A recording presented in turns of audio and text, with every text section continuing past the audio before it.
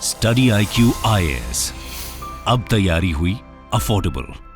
दोस्तों, सफलता की जब हम बात करें तो एक आम अभ्यर्थी होने के नाते, एक छात्र होने के नाते हम बहुत बार सफलता के तमाम मायने खोजते हैं। लेकिन जब हम किसी ऐसे व्यक्ति से मिलते हैं जिसने सफलता को कई बार नजदीक से देखा हो, उसे प्राप्त किया हो, तो हमें एक अलग आनंद और सुख की अनुभूति होती है। दोस्तों, हमारी ये जो सीरीज है सफलता से साक्षात्कार, आज से हम इसे शुरू कर रहे हैं और इस सीरीज में हम हर बार नए ऐसे व्यक्तियों से मिलेंगे जिन्होंने अपने मार्ग में, अपने रास्ते में तमाम बार सफलता के कई आयामों को कई तरह के से टच किया है। तो दोस्तों, इस क्रम में आज हमारे अतिथि हैं निशांत जी, जो कि वर्तमान में न्याय एवं अधिकारिता मंत्रालय में सेक्शन ऑफिसर हैं। और ये एक छोटा सा ही परिचय है क्योंकि निशांत जी इसके अलावा SBI बैंक PO भी निकाल चुके हैं, वे SSB भी क्रैक कर चुके हैं और उसके अलावा हाल ही में जो UP PCS ने अपनी परीक्षा आयोजित कराई थी उसमें फाइनली वो नायब तहसीलदार के पद पे भी सफल हुए हैं। तो निशांत जी आज हमारे साथ स्टूडियो में हैं। निशांत जी, बहुत बहुत स्वागत है आपका। हम बच्चों से कई बार इंटरेक्ट करते हैं, कभी ऑनलाइन माध्यम से, ऑफलाइन माध्यम से। कई बार हमें उनसे बात करके उनके मन की क्यूरियोसिटी पता चलती है कि वो किसी परीक्षा के लिए कैसे अप्रोच करते हैं, कैसे नहीं करते हैं। निशांत जी, आपका एक प्रॉपर, मैंने अभी जब इंट्रोडक्शन दिया, बहुत बड़ा इंट्रोडक्शन था, तमाम परीक्षाओं में आपने सफलता प्राप्त की। तो आप थोड़ा सा अपने बारे में बताइए कि आप कहाँ से आते हैं और किस तरीके से आपका सरकारी सेवाओं में आना हुआ। विकास जी, मैं मूलतः बनारस का हूँ और मेरी पढ़ाई-वढ़ाई भी बनारस से हुई है। फिर मैंने इंजीनियरिंग किया इन्फॉर्मेशन टेक्नोलॉजी में, 2011 बैच पास आउट हूँ मैं। मीनवाइल फिर मैंने प्राइवेट सेक्टर में कुछ जॉब की है और उस समय मुझे रियलाइजेशन हुआ कि गवर्नमेंट के भी एग्ज़ाम्स देते हैं। फॉर्म निकले हुए थे, मैंने भरना शुरू किया। उस समय मैंने SSB देने गया था मैं, वो भी क्रैक किया। मीनवाइल चीज़ें सही अलाइन्ड थी, सही समय, वो समय सही चल रहा था, चीज़ें निकलती जा रही थी। और उसके बाद फाइनली मैंने एक जगह सोचा कि अब UPSC में एंट्री लेते हैं। 2017 में प्रिपरेशन में UPSC के लिए भी प्रिपरेशन की मैंने और फाइनली UP PCS में अभी जाके मेरा सिलेक्शन हुआ 2022 में। तो ये एक सर लंबा जर्नी ज़रूर रहा है, लेकिन इस जर्नी को मैं ये कभी नहीं कहूँगा कि मेरे लिए एक बोझ रहा या मैंने इस चीज़ को एंजॉय नहीं किया। मैंने इसको कम्प्लीटली एंजॉय किया है। मैंने एक-एक सब्जेक्ट्स जो भी मैंने पढ़े हुए हैं, काफ़ी अच्छे से मैंने उसको फ़ील लेकर पढ़ाई की। तो कहीं न कहीं मुझे लगता है कि जर्नी अपने आप में एक फ्रूटफुल जर्नी थी। और ये इससे भी समझ में आता है कि आप 8 साल से सेवा में हैं और उसके बावजूद आपने वापस से एक एग्जाम दिया UP PCS का और उसमें रैंक सिक्योर की। तो अभी हाल ही में रिजल्ट उसका आया था। तो UP PCS निकालने के बाद का अनुभव आपका क्या रहा कि कुछ और कई बार लगा हो कि क्या उधर शिफ्ट कर जाएं, नहीं कर जाएं, वो छोटा सा अगर मुझे बता सकें तो। हाँ, विकास जी, जब रिज़ल्ट आया था, मुझे आज भी याद है, शाम को रिज़ल्ट आया था। रिज़ल्ट में मैंने अपना नाम देखा। वो फीलिंग एक स्पेशल फीलिंग थी, इसमें कोई दो राय नहीं है, क्योंकि वो एक ऐसा समय था जब आप इतना टाइम दिए रहते हैं और एक रिज़ल्ट में अपना नाम देखते हैं, PDF अपना नाम देखते हैं तो काफ़ी अच्छा लगता है। अब तो काफ़ी नॉर्मल हो गया है, दिन टाइम भी हो चुके हैं इस चीज़ को लेकर। फिर उसके बाद मुझे ये नहीं पता था कि मैं फाइनली चूज़ करूँगा इस सर्विस को या नहीं करूँगा सर्विस को, लेकिन उस नाम को देखना, उस लिस्ट में आना अपने आप में एक स्पेशल फीलिंग लेकर आया था मेरे लिए और काफ़ी अच्छा लगा था मुझे उस समय। देखिए, आपकी लाइफ स्टाइल और तमाम अन्य जो बातें हैं उस पे हम लोग बात करेंगे, लेकिन उससे पहले इसी प्रश्न, जो पिछला प्रश्न था उससे जुड़ा एक अगला प्रश्न है कि 8 साल बड़ा लंबा समय होता है। इस दौरान आप जॉब में थे। जॉब के साथ आपने तमाम परीक्षाओं को उत्तीर्ण किया, रैंक प्राप्त की। तो इस दौरान आपका मोटिवेशन कैसे बना रहा? और जैसे कई बार छात्र साइकोलॉजिकल प्रेशर में आते हैं, और मैं इस क्वेश्चन को उन छात्रों की तरफ भी ओरिएंट करना चाहता हूं जो छात्र जॉब में हैं या जो परीक्षार्थी जॉब में है, एस्पिरेंट्स जॉब में है। वो कैसे इसको टैकल करें, मनोवैज्ञानिक रूप से भी और फिजिकल रूप से जो हम लोग करते हैं उस रूप से। तो ओवरऑल आपका मोटिवेशन क्या था और छात्रों को मनोवैज्ञानिक रूप से कैसे इस एग्जाम को टैकल करना चाहिए? नहीं, काफ़ी वैलिड क्वेश्चन है। इनफैक्ट ये डिफ़िकल्टीज़, चैलेंजेस मैंने भी काफ़ी फेस किए हैं। मेरा पर्सनल ओपिनियन है इस चीज़ में, सेल्फ मोटिवेशन इज़ द की। आपको मोटिवेट करने के लिए आपको स्वयं को जानना बहुत ज़रूरी है कि आपके अंदर क्षमता है भी कि नहीं करने के लिए क्रैक। अपने पर भरोसा रखें। ये एग्ज़ाम इंटेलिजेंस का टेस्ट नहीं है, ये एग्ज़ाम परसिवरेंस का टेस्ट है, ये एग्ज़ाम्स आपके अंदर पेशेंस का टेस्ट है। ये सारी चीज़ें हैं आपके पास, समय देने के लिए तैयार रहें। एक कहावत है विकास जी, अमूमन हम लोग पढ़ते हैं, never measure the height of the mountain unless you reach the top and then you will see how low it was. तो कभी हमें ये नहीं देखना कि कितना बड़ा रास्ता हमें सफ़र तय करना है, एक कदम शुरुआत दें, आगे बढ़ेंगे, फिर वो लगने लगेगा खुद ही, वो जर्नी काफ़ी अट्रैक्टिव लगेगी और हमें लगेगा कि नहीं, हमें इसमें मज़ा आ रहा है इस चीज़ में। सेकेंडली, आपने जो बात कही, जॉब में रहने के साथ हमें किस फैक्टर्स पे ध्यान देना चाहिए कि हम इस प्रिपरेशन को और बेहतर बना सकें। पहली बात, मैं ये कहूँगा, ये एक ब्लेसिंग इन डिस्गाइज है। जब हम जॉब में रहते हैं तो हमारे पास समय कम रहता है। जब समय कम रहता है तो हम वही चीज़ों पे ज़्यादा फोकस्ड रहते हैं जो हमें पढ़ना चाहिए। तो हम जितना भी टाइम मैनेज कर रहे हैं, चाहे 4 से 5 घंटे ही डेली, उस टाइम को हम बेहतर देते हैं उस कंटेंट को जो हमारे लिए रेलेवेंट है, तो हम बेहतर तरीके से अप्रोच लेते हैं उसमें। सेकेंडली, 3 चीज़ें काफ़ी इंपॉर्टेंट है, ड्यूटी, डिवोशन एंड डिसिप्लिन। जो मुझे पर्सनली लगता है, ड्यूटी इन द सेंस, अगर आप जॉब में हैं तो जॉब के प्रति जो आपकी ड्यूटी है, ऑब्लिगेशंस है, उससे दूर नहीं भागना है। वो जिस जॉब में है आप वहाँ पर पूरा टाइम दीजिए, अच्छे से समय दीजिए उसको। उसके बाद हाँ, कुछ टाइम आप बीच में निकाल सकते हैं, जैसे 1 घंटा आपके लंच ब्रेक हुआ, जल्दी खाना खा लिया आपने, या कुछ इस तरह से करके टाइम आपने निकाला। उसके बाद आप जब यहाँ आते हैं, जॉब आवर्स के बाद जो आपके अपने टाइम है, वो टाइम आप पूरा अपने स्टडी को दीजिए। कंसिस्टेंट परफॉर्मर बनना है यहाँ पर, कि हमने 4 से 5 घंटा डेली अगर हम दे रहे हैं, सैटरडे संडे अगर हमने 8 से 10 घंटा दे दिया, तो काफ़ी अच्छे तरीके से सिलेबस कंप्लीट हो जाता है। हाँ, हो सकता है कि 1 साल की तैयारी 1.5 साल में कन्वर्ट हो जाए, लेकिन बहुत ईज़िली होता है और आप प्रेशर भी अपने को बिल्डअप नहीं होने देते, क्योंकि आपके पास ऑलरेडी एक जॉब होता है। तो मेरे से बहुत लोग पूछते हैं इस चीज़ को लेकर कि हमें क्या जॉब लेना चाहिए या जॉब नहीं करना चाहिए। मेरा पर्सनल ओपिनियन है कि जॉब बिल्कुल लें आप, 1 से 2 साल आप दे दीजिए अपने उसमें, लेकिन एक बैकअप ज़रूर रखिए, एक जॉब में एंट्री ज़रूर लीजिए और उसके साथ तैयारी कीजिए। ये आपको शायद कहीं न कहीं बेहतर आपके तैयारी को बेहतर बनाएगा, आपको पर्सनैलिटी को भी बेहतर बनाएगा, उस चीज़ को डील करने के लिए, कैसे उसको डील करना चैलेंजेस को। 2 बातें जो आपने कही बहुत महत्वपूर्ण थी। पहली कि जॉब में रहते हुए ड्यूटी, डिवोशन और डिसिप्लिन, मतलब जहाँ से आपको पैसा मिल रहा है, जहाँ आप अपना कर्म कर रहे हैं, उनके लिए भी आपको डिवोटेड रहना पड़ेगा। And at the same time जो आपने एक एज़ एन अभ्यर्थी बात बोली कि परसिस्टेंस, परसिवरेंस और पेशेंस, ये 3 चीज़ को आपको ध्यान में रखना चाहिए और आपने बिल्कुल इसकी आप जीती जागती मिसाल हैं। एक चीज़ और, यूपी पीसीएस या बीपीएससी या एमपीएससी, जो भी स्टेट पब्लिक सर्विस कमीशन के एग्जाम्स होते हैं, 2-3 मिसकंसेप्शन कह लीजिए, मिथ कह लीजिए, बच्चे अक्सर जानना चाहते हैं कि कितने घंटे पढ़ना चाहिए, मीडियम कौन सा रखना चाहिए, हमको जो गाइड्स मार्केट में अवेलेबल हैं उनको देखना चाहिए या जो स्टैंडर्ड बुक्स हैं उनको फॉलो करना चाहिए। इन तीनों ही प्रश्नों पे मैं आपका उत्तर जानना चाहूंगा सर। पहला आपने पूछा कितने घंटे पढ़ने चाहिए, ये काफ़ी सब्जेक्टिव है। किसी के लिए 14 घंटे भी सफिशिएंट नहीं है, तो किसी के लिए 4 से 5 घंटे भी सफिशिएंट है। बस ये हमें अपने मन को समझाना है कि हमारे लिए क्या चीज़ ज़्यादा सूटेबल है। फॉर इंस्टेंस, जैसे मेरे लिए, मैं 4 से 5 घंटे ही पढ़ता था डेली, और सैटरडे संडे में ज़रूर खींचता था, 10 से 12-13 घंटे पढ़ता था, लेकिन वो मेरा एक कंसिस्टेंट परफॉर्मेंस रहा। लगातार मैं इस तरीके से पढ़ते गया, तो चीज़ें अपने आप में सिलेबस पूरा होते गया। सिलेबस थोड़ा ब्रॉड है, तो मैं टाइम देना ज़रूरी है। सेकंड, आपने सर पूछा था कंटेंट क्या हमें, मीडियम को मीडियम लेके पूछा था, मीडियम बिल्कुल। मीडियम का तो इसमें कोई ख़ास मतलब नहीं है। मैंने देखा हिंदी मीडियम, इंग्लिश मीडियम, दोनों मीडियम के लोग बराबर सक्सेस पा रहे हैं, तो ऐसा मीडियम का बहुत ज़्यादा रेलेवेंस है नहीं। जिस मीडियम में आपको कमांड है, आप उस मीडियम पे जाइए, बिल्कुल उसमें डाउट नहीं रखना है, एकदम अच्छे से अपने अपने ऊपर सेल्फ कॉन्फिडेंस होना बहुत ज़रूरी है उस मीडियम में। बहुत लोग मेरे से पूछते हैं कि मैं एस्से हिंदी में लिख दूँ, जीएस इंग्लिश में लिख दूँ, और यूपी में ये ऑप्शन भी है, तो आप वैसे भी कर सकते हैं जैसे आपको सूटेबल लगे। तीसरा, आपने पूछा कि किस तरह के बुक्स को हमें यहाँ पर देखने चाहिए, गाइड्स देखने चाहिए। देखिए सर, यहाँ पर मेन मूलतः मुझे लगता है सफलता पाना ज़्यादा ज़रूरी है। हमें फिलोसोफर, हमें गाइड नहीं बनना है किसी के लिए। सफलता पाने के लिए हम जो सिलेक्टेड बुक्स हैं, जो जिस चीज़ के लिए इम्पोर्टेंट है, फॉर इंस्टेंस प्रीलिम्स के लिए अगर हमें ल्यूसेंट पढ़ना पड़ रहा है तो कोई दिक्कत नहीं, हम ल्यूसेंट पढ़ के अगर मार्क्स ला रहे हैं, अगर मेरा सफलता पा रहे हैं, तो then it is very good. Similarly mains के अपने सिलेबस हैं, उनके लिए हम कुछ बुक्स अगर रेफर कर रहे हैं, जैसे स्पेक्ट्रम हिस्ट्री के लिए हो गया, जीसी लियोंग ज्योग्राफी के लिए हो गया, ये जो बुक्स हैं वही बुक्स जो सारे पढ़ रहे हैं, सबको पता है, बस उसको पढ़ना कैसे है इसको ध्यान देना है कि इसके लिए हमें प्रीवियस ईयर पेपर्स को ज़रूर से सॉल्व करना है।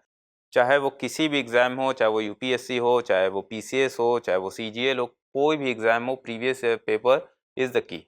To success.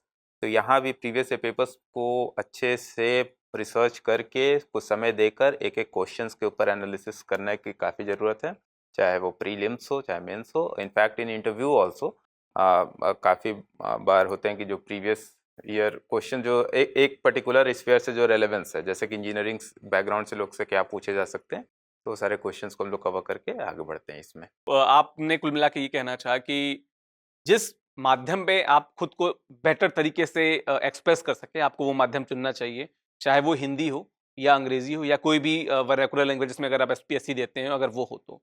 क्योंकि तीनों ही स्तर पे, चाहे प्रारंभिक परीक्षा हो, मुख्य परीक्षा हो और इंटरव्यू हो, आयोग आपकी पर्सनालिटी को ही टेस्ट करता है और जिस माध्यम में आप सहज सरल महसूस करेंगे, आप उस माध्यम में बेटर परफॉर्म कर पाएंगे। तो सर ने बताया इस बात को। निशान जी, एक और बात, चूंकि हम लोग यूपीएससी की बात अभी कर चुके थे, तो अब अभी से 15-20 दिन बाद यूपीएससी का मेंस है और ये वो क्रूशियल टाइम है लास्ट के 20 दिन का, जहां पे अभ्यर्थी बहुत घबराया रहता है, उसको क्लियर नहीं होता है कि रिवीजन क्या क्या तरीका रहे, किन चीजों को छोड़े।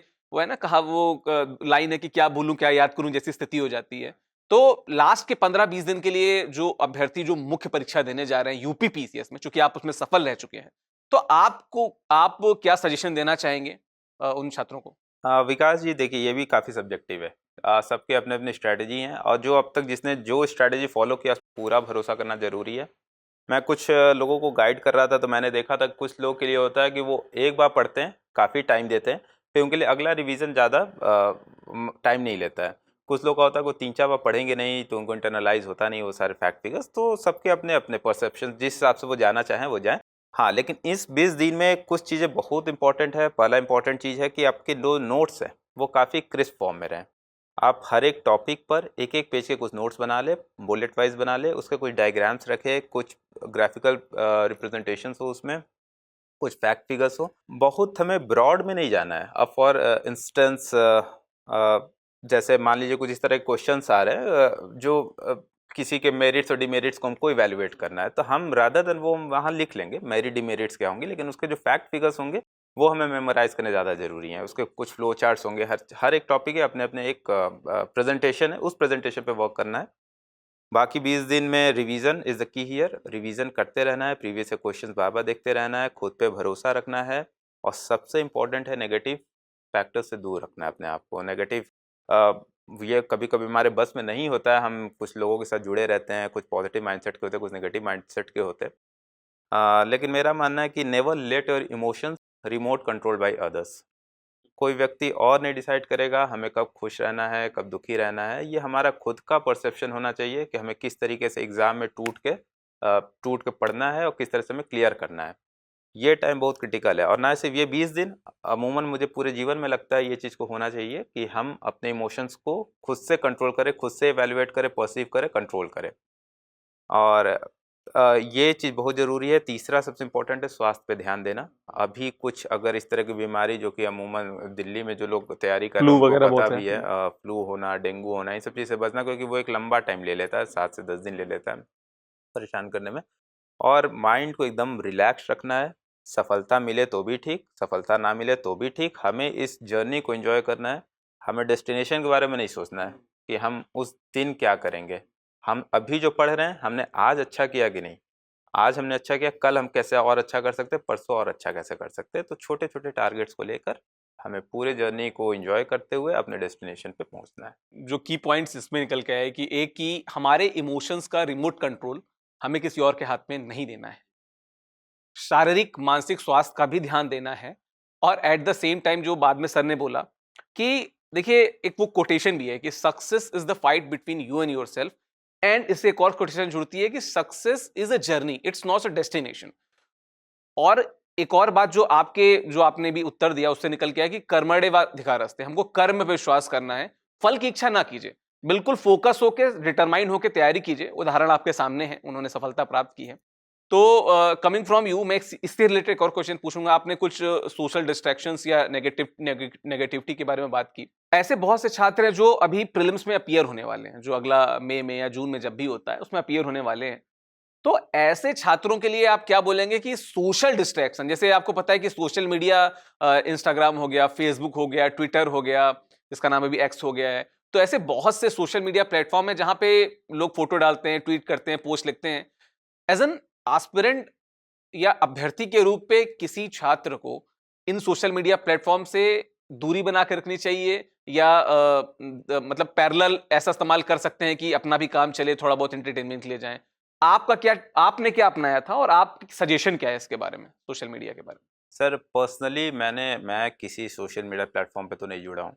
लेकिन पढ़ाई इसका रीज़न नहीं है। मेरा मानना है अगर हम पढ़ रहे हैं, अगर हम किसी चीज़ पे अपना टाइम दे रहे हैं, फ़ोकस्ड हैं, तो कोई चीज़ जनरली डिस्ट्रैक्ट करती नहीं है। अगर हमें उस चीज़ में सही लग रहा है, उस चीज़ को करने में एक कह सकते हैं आनंद की प्राप्ति हो रही है। इसमें जैसे आपने कर्मण्येवाधिकारस्ते बहुत अच्छी बात बोली, मा फलेषु कदाचन।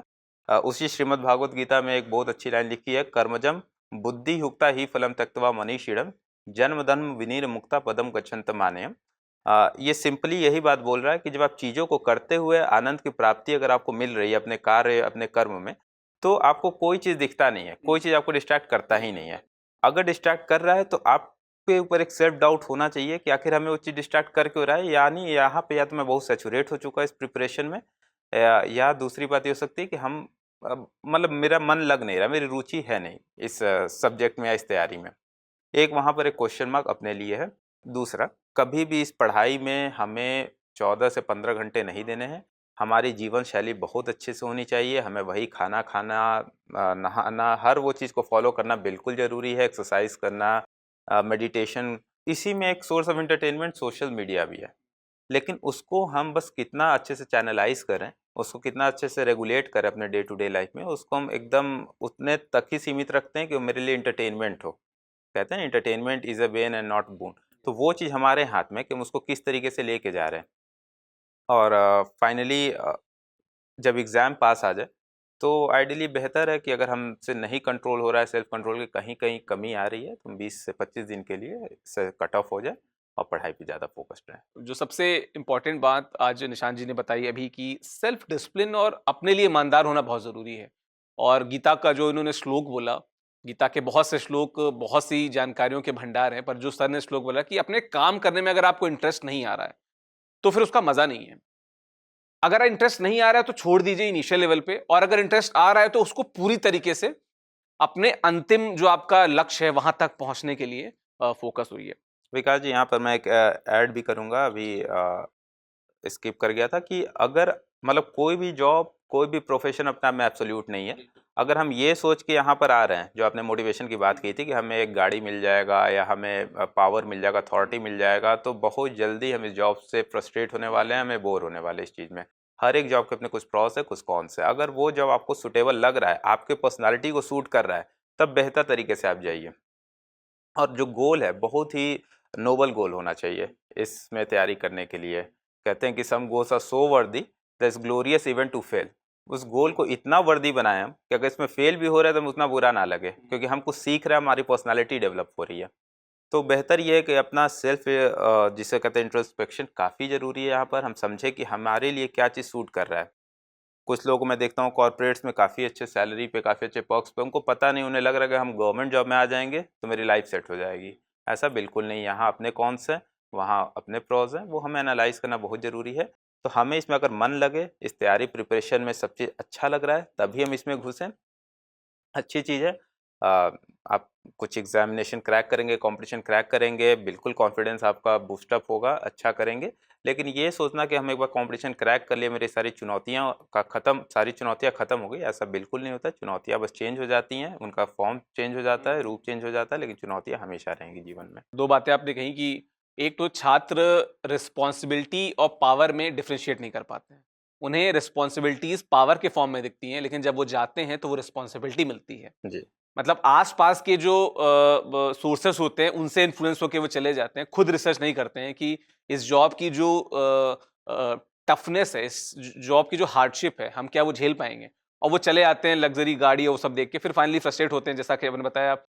एक चीज और मैं पूछना चाहता हूँ, हालांकि हमने पीसीएस से रिलेटेड बहुत सारी बातें की, ये बात थोड़ी सी अलग है कि आपने बहुत सारी परीक्षाओं को पास किया, और वो सारी अलग अलग सेक्टर की, जैसे एक बैंक की थी, डिफेंस की थी, यूपीएससी यूपीपीएससी की थी, और फिर आपकी एसएससी की थी। मतलब जितने सेक्शंस समाज में हैं, प्रॉपर जिसके लिए बच्चे तैयारी करते हैं, आपने सब में सफलताएं प्राप्त की हैं। इस दौरान जो लाइफस्टाइल आपका रहा, वो कैसा रहा? क्या चीजें आपने मेंटेन की? जैसे कुछ चीजें आपसे सीखने लायक हैं, क्योंकि जिसे हम कहते हैं मल्टी डायमेंशनल अप्रोच आपकी रही, तभी आपने हर स्पेक्टर के, हर स्पेक्ट्रम के जो क्या कहते हैं एग्जाम थे उसको क्वालिफाई किया।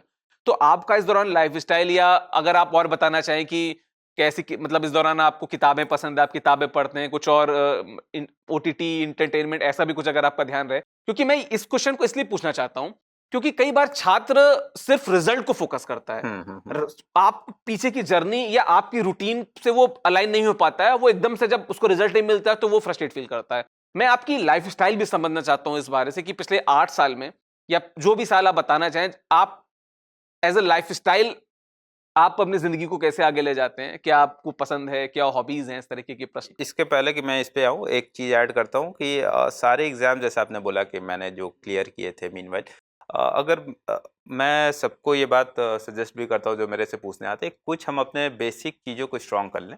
जैसे कुछ अगर हम अपने करंट को स्ट्रॉन्ग कर लेते हैं, कुछ हम अपने जीएस के कुछ पोर्शंस को स्ट्रॉन्ग कर लेते हैं, फॉर इंस्टेंस हिस्ट्री, ज्योग्राफी और पॉलिटी, और एक टेम्परामेंट डेवलप कर लेते हैं। एग्ज़ाम को हमें जो क्लियर करना है वो टेम्परामेंट हमारे अंदर होना चाहिए, तो फिर एक थ्रेशोल्ड है, उस थ्रेशोल्ड पे फिर क्रॉस करके हम सारे एग्ज़ाम्स ऑलमोस्ट एक लेवल के क्लियर करने लग जाते हैं। तो ये मेरे साथ हुआ, तो वो फेज़ अच्छा था। वो destiny matters a lot in these examinations. हम किसी भी एग्ज़ामिनेशन की बात करें, और मुझे ताज्जुब होता है कि काफ़ी लोग सिलेक्शन के बाद शायद ये भूल जाते हैं कि डेस्टिनी का कितना बड़ा रोल था, लेकिन मैं पर्सनली मानता हूँ कि डेस्टिनी ने मेरा काफ़ी ज़्यादा सहयोग किया, तभी मैंने इस सारे एग्ज़ाम्स को क्लियर भी किया है। सब चीज़ें अलाइन्ड थी, अच्छे से थी। जब नहीं थी तो यूपीएससी में दिक्कत आई सिलेक्शन में। और लाइफ़स्टाइल की से जहाँ तक बात है, तो एक चीज़ रहा मेरे साथ, चूँकि मैं एक जॉब में शुरू से रहा, तो एक जॉवियल वे में मैं लेके चला इस चीज़ को लेकर। बहुत ज़्यादा मैंने प्रेशर नहीं लिया कि मुझे इस एग्ज़ाम को क्लियर करना ही है, इस एग्ज़ाम में बैठ के रिज़ल्ट लाना ही है। तो कहते हैं जब आप बैटिंग कर रहे होते हैं, ओपनिंग कर रहे होते हैं, वीरेंद्र सहवाग की तरह बैटिंग कर रहे होते हैं, तो आपके पास पूरा एक तरह से मौका है कि आप चौके-छक्के के साथ शुरुआत कर लें। तो वो प्रेशर नहीं लेना है, आपको एकदम अच्छे से लेके जाना है। इस चीज़ को ऐसे बनाना है कि हम कुछ ना कुछ सीख ही रहे हैं डेली। अब एक हम रियल सिनेरियो की बात करते हैं, जिसके पास जॉब नहीं है, उसको तो प्रेशर आना स्वाभाविक है इस चीज़ में। प्रेशर आएँगे, आपको झेलना भी आपको ही सीखना है इस चीज़ को लेकर। इसके लिए कुछ अच्छे-अच्छे लोगों के साथ इंटरैक्ट कीजिए, कुछ फैमिली मेंबर्स को अपनी बातें बताइए। कभी कोई मुश्किल होता है, असफलताएँ, क्योंकि चूँकि यहाँ की असफलता ऐसी है जो सिर्फ़ आप समझ सकते हैं, आपसे जुड़े हुए लोग समझ सकते हैं। बाकी लोग तो बस यही पूछते हैं कि अगर असफल है तो फेल हो गया तो मतलब वो लाइफ़ में असफल है, पास हो गया तो लाइफ़ में सफल है। तो कहते हैं सफलता के तमाम रिश्तेदार होते हैं, असफलता का कोई सगा नहीं होता। जी, बिल्कुल। और वैसे रिश्तेदारों को पहचानना ही बहुत ज़रूरी है, क्योंकि सफलता के बाद आपके रिश्तेदार बन रहे हैं ख़ास तौर पर। जो आपके असफल वक़्त में जो आपके साथ है, वो वास्तविकता में आपके अपने लोग हैं। तो ऐसे में फैमिली के मेंबर से बात करते हैं, या फिर कुछ ऐसी चीज़ों से अपने आप को जोड़ के ज़रूर रखिए, कुछ आपके जो पैशन हो या हॉबी हो। जैसे मेरे लिए स्पिरिचुअलिटी मेरा एक पैशन रहा, तो मैं कुछ रिलीजियस स्क्रिप्चर्स को पढ़ना, आत्मसात करना अपने लाइफ़ में, कुछ एथिक्स मोरालिटी जो जीएस 4 में है, उस चीज़ को मैं इन सब चीज़ों से इंटरनलाइज़ कर रहा हूँ अगर अपने लाइफ़ में, तो वो काफ़ी मेरे लिए बेनिफिशियल था। किसी के लिए कुछ स्पोर्ट्स है, मैं भी स्पोर्ट्स में काफ़ी स्पोर्ट एक्टिविटीज़ में पार्टिसिपेट करता, तो ये सारी चीज़ें होती है जो आपको थोड़ा-सा डाइवर्सिफ़ाई करती है आपके माइंड को, और फिर 1-2 दिन रेस्ट करके आप वापस अपने पढ़ाई में आते हैं और एक पूरे एनर्जी के साथ वापस देते हैं। तो बीच में छोटा-छोटा ब्रेक लेना, घूमना, जिसको जिसमें जो सूटेबिलिटी लगे, वो बिल्कुल करना चाहिए। कभी ये नहीं सोचना चाहिए कि आज मेरी पढ़ाई वेस्ट हो गई, कल क्या होगा? कभी पढ़ाई वेस्ट नहीं होती, कभी सिलेबस पूरा नहीं होता है। जिसका सिलेबस पूरा हो गया, या तो फिर वो सिलेबस समझ नहीं पाया है, या तो फिर वो अपने मन को बहलाने के लिए कह रहा है कि सिलेबस पूरा हो गया। तो ये चलता रहता है। अंत में आपका टेम्परामेंट, आपका स्किल, आपका प्रेज़ेंटेशन, ये आपको लास्ट में सफलता दिलाती है। और भी कोई बात जो आपको लगे कि अभ्यर्थियों को आपके थ्रू जाननी ज़रूरी है, आप बता सकते हैं? इस पूरे जर्नी में जैसा जो चीज़ें विकास जी मैंने फ़ील की है, सबसे इम्पोर्टेंट जैसे मैंने अभी बताया था कि आप कभी-कभी अपने आप को अकेले पाते हैं इस जर्नी में। आपकी इस चीज़ों को कोई समझ नहीं सकता, तो ऐसे में मैं अभ्यर्थियों से यही कहूँगा, अकेले वो कभी नहीं है। अपने पे पूरा भरोसा रखें वो। अपने पे जब तक वो भरोसा नहीं रखेंगे, ये सफलता उनसे उनको सफलता से दूर वो खुद ही कर रहे हैं अपने आप को। दूसरा, अगर वो किसी एग्ज़ाम में फ़ेल भी हो जाते हैं, फॉर इंस्टेंस मैंने मान लीजिए 1 साल दिया और मुझे सफलता नहीं मिल रही, चाहे प्रीलिम्स हो या मेंस हो, हम थोड़ा-सा स्टडी करें, कहाँ दिक्कत हो रही है। अगर सब चीज़ सही है, तो फिर भरोसा रखें अपने आप, हो सके समय बदलेगा, अगले साल आप बेहतर करेंगे और बेहतर इसमें मार्क्स आएगा। Same study, same performance, same level of जिसको कह सकते हैं आपका डेडिकेशन, वो आपको सफलता एक साल ना दिलाए लेकिन दूसरे साल काफ़ी अच्छे से दिलाएगा। तो खुद पे भरोसा रखिए। और तीसरा जो सबसे इम्पोर्टेंट मुझे यहाँ लगता है, अभ्यर्थियों को चाहिए एक हेल्दी माइंडसेट, एक फिजिकल और मेंटल वेलबींग काफ़ी स्ट्रांग होना चाहिए। जैसे कहते हैं कि हमारा जो मेंटल वेलबींग है रूट्स ऑफ द ट्री है, अगर उसको हम स्ट्रांग नहीं रखेंगे, कि स्ट्रांग गश ऑफ विंड जो उसको अपरूट कर देगा, ट्री को ख़त्म कर देगा। तो हमारे रूट्स जो होने चाहिए वो कनेक्टिविटी काफ़ी स्ट्रांग होनी चाहिए, और वो उसको हम स्ट्रांग बनाएं, अपने पे भरोसा रखें, स्वास्थ्य पे ध्यान दें, सफलता मिलेगी। नहीं भी मिलेगी तो आपकी पर्सनालिटी एक ऐसा जरूर डेवलप होगा कि जीवन में बहुत बड़ा काम आप करेंगे, इसमें कोई दो राय नहीं है। बिल्कुल निशांत जी, आपने बहुत सारी बातों को सारगर्भित तरीके से और बहुत तार्किक रूप से रखा। जैसे अगर कोई नोट्स बनाना चाहे तो बहुत सारी बातों का नोट्स बना सकता है। जैसे कि अंतिम में इन्होंने बोला कि सब दिन होत ना एक समाना, तो आपका भी समय आएगा। वो है ना साहिल लुधियानवी की लाइन की, वो फूल खिल के रहेंगे जो खिलने वाले हैं। तो आप अगर अपने प्रयासों में ईमानदार हैं, अपने प्रयासों में उस अनुशासन को ला पा रहे हैं और इस प्रोसेस को अगर आप एंजॉय कर रहे हैं, तो सफलता जरूर आपके दरवाजे पे दस्तक देगी, बशर्ते आप लगे रहिए। ठीक है। और जैसा कि निशांत जी का उदाहरण आपके सामने है कि तमाम तरीके से और तमाम माध्यम से उन्होंने सफलता प्राप्त की।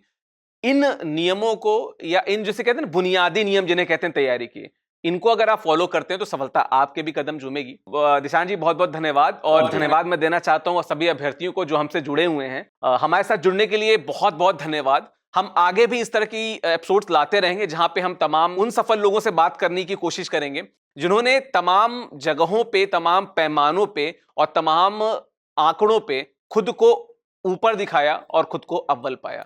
तो बहुत बहुत धन्यवाद हमसे जुड़ने के लिए। मेरा नाम था विकास, आप देख रहे थे स्टडी IQ। शुक्रिया। स्टडी IQ IAS, अब तैयारी हुई अफोर्डेबल।